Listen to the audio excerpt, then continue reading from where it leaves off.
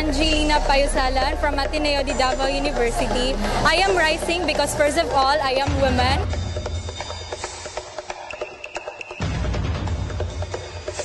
I rise because I want to preserve the dignity of the creation as church people. I am rising because women consist half of the population and they are highly significant in the community.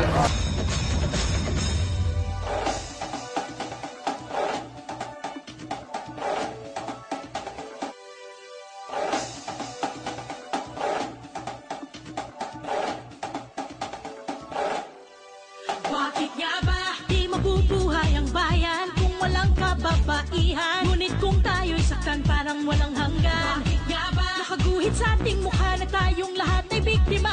Nagalupitan, karahasan, pilit tayong dinadapa. Isang bilyong babae ang babangon. Ito na ang ating panahon. Bangon, babae, bangon. Ito na ang ating panahon. Itaas ang kamay, at tayo'y lalaban ng sabay-sabay. Bawat tindak, bawat galaw, buong kataway sumisigaw.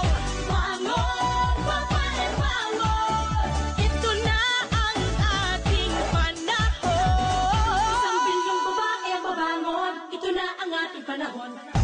So I'm here, I'm rising in honor of our transgender sisters, ng ating mga transgender brothers, na mga LGBTs para tigilan na ang karahasan.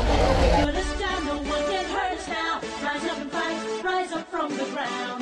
Bangon, bangon, no one can put us down, no one can hurt us now. Rise up and fight, rise up from the ground. Titigil ng panggagal. Women workers are rising to defend our jobs. Tumayo tayo, kaya natin ito. Bilyong babae ang babangon. Tayo ang Gabriela ng ating panahon. Why am I rising? Para nisa sa mga kababaihan.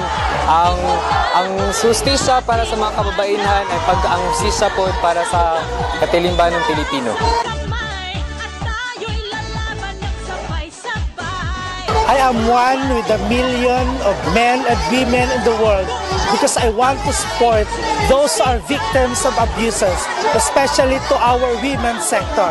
I am one with them. 1 billion rising.